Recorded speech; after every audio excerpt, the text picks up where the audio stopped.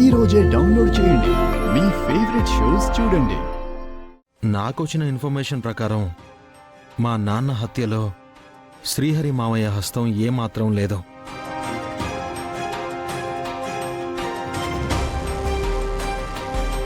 కానీ ఇక్కడ నాకు అర్థం కాని విషయం ఏంటంటే, శ్రీహరి మావయ్య ఏ తప్పు చేయనప్పుడు ఎందుకు ఎవరికీ చెప్పకుండా అదృశ్యమైపోయారు?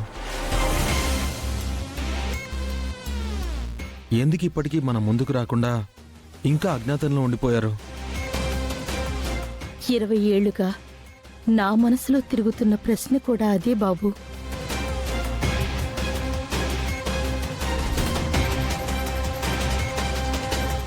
ఎందుకు అనే ప్రశ్నకు సమాధానం కోసం నేను కూడా ఎన్నో ఏళ్లుగా ఎదురు చూస్తూనే ఉన్నాను.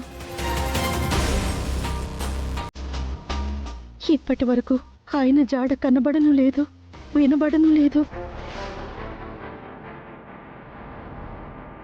కానీ కొన్నాళ్ల క్రితం ఒక ఉత్తరం మాత్రం నా చేతికొచ్చింది. ఉత్తరమా? ఉత్తరం ఏంటి అత్తయ్య? ఇంతకీ ఉత్తరం ఎవరు పంపించారు? మీ శ్రీహరి మావయ్య.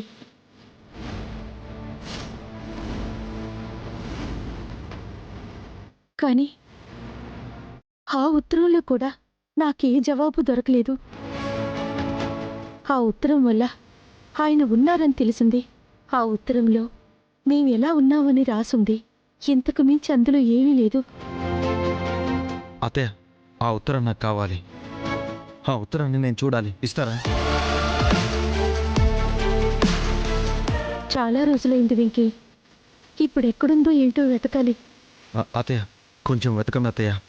ఆ ఉత్తరంలో ఏం లేకపోయి ఉండొచ్చు, కానీ ఆ ఉత్తరం ఎక్కడి నుంచి వచ్చిందో తెలిసే అవకాశం అయితే ఉంది కదా. దానివల్ల మావయ్య ఆచూకీ కూడా తెలుసుకోవచ్చు. అలాగే వెంకీ, వెతికి పెడతాను.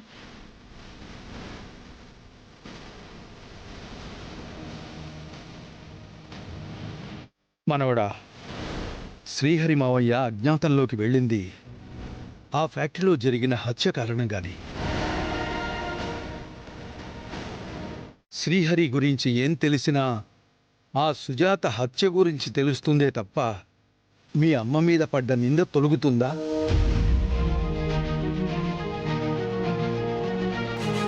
ఆ నింద తొలగాలి అన్నా, మీ అమ్మ నిర్దోషి అని మీ అత్తయ్య నమ్మాలి అన్నా, మీ నాన్న హత్య వెనకాల నిజమేంటో బయటికి రావాలి. ఫ్యాక్టరీలో జరిగిన సుజాత అనే ఆవిడ హత్యకి మా నాన్న హత్యకి ఏదో సంబంధం అయితే ఉంది తాతయ్య.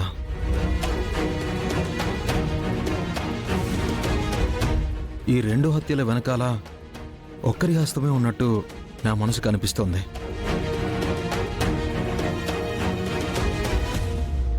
చనిపోయిన సుజాత అనే ఆవిడ అన్న కూడా మన ఫ్యాక్టరీలోనే పనిచేశాడని తెలిసింది.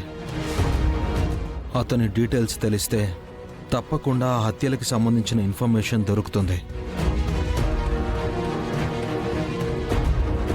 వాటి వెనకున్న అసలు హంతకుడు బయటపడతాడు. ఇప్పుడు నేను ఆ డీటెయిల్స్ సేకరించే పనిలోనే ఉన్నాను తాతయ్య.